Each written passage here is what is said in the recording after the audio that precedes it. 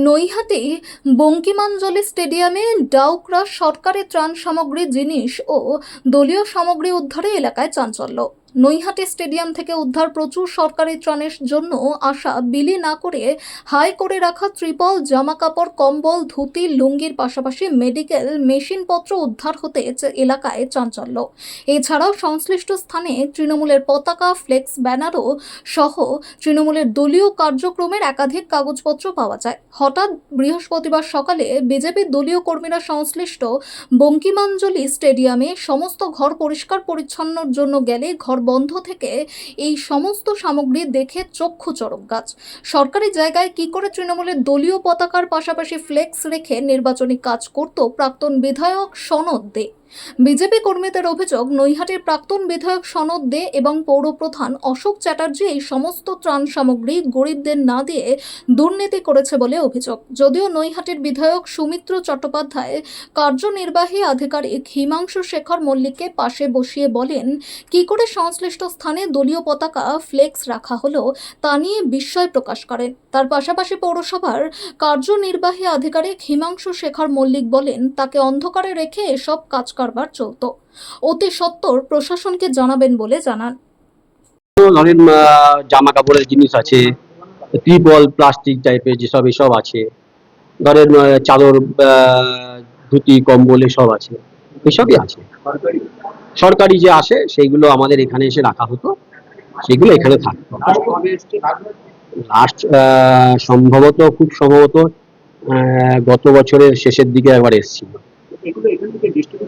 হ্যাঁ, ডিস্ট্রিবিউশন পুজোর সময়ও ডিস্ট্রিবিউশন হয়েছিল, মাল নিয়ে যাওয়া হয়েছিল, পৌরসভা থেকে দেওয়া হয়েছিল। তারপরে আবার কিছু মাল দেওয়ার পরে কিছু মাল ফেরত এসেছিল। সেই মালগুলো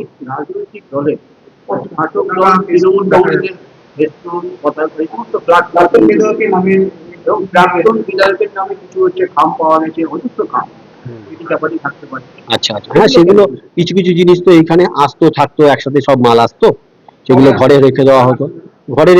যখন ধরেন মালপত্র আসতো তখন। এবার এটা তো আমরা ঠিক বলতে পারবো না, এটা অথরিটি বলতে পারবো, আমরা জাস্ট একটা কর্মী হিসাবে থাকি আমরা। এবার কখন কি এসে মাল লাগবে সেটা আমাদের থাকে না। এবার মালটা হয়তো বলে দিল যে এই মালটা রেখে দাও। ভোটের আগে, হ্যাঁ, তার আগেও ঢুকেছে, ভোটের আগেও ঢুকেছে। হ্যাঁ, ঢুকেছিল।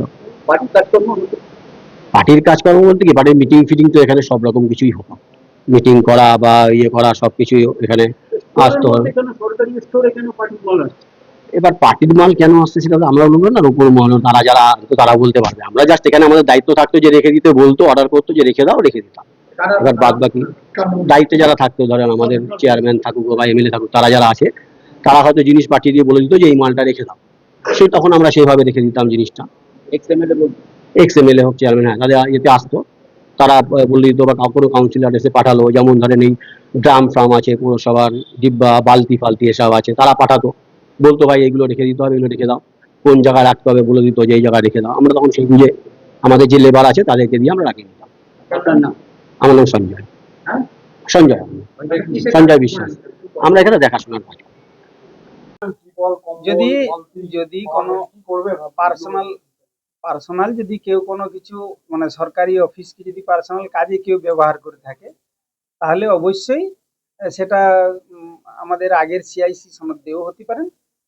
যদি উনি রেখে থাকেন এগুলো বা ওই জিনিস যদি পাওয়া যায়, আমি অবশ্যই পুলিশকে কমপ্লেন করব যে সরকার যিনি এই অনৈতিক কাজ করেছেন, যে সরকারি জায়গায়। ওই যে আপনারা বললেন যে সনদ দে যদি বলছেন, যদি ওনার রেখে থাকেন, যদি এগুলো উদ্ধার হয়, আমি অবশ্যই পুলিশের কাছে কমপ্লেন করবো। আমি ওনার নামেই তো কমপ্লেন করবো, আমি বলছি পুলিশকে জানাবো।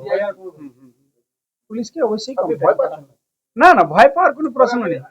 আমি যেহেতু বিষয়ের সাথে আমি জড়িত নেই, ভয়ের না না, একদমই না, একদমই না। স্টেডিয়ামটা আমাদের সিআইসি সনদ দিয়ে।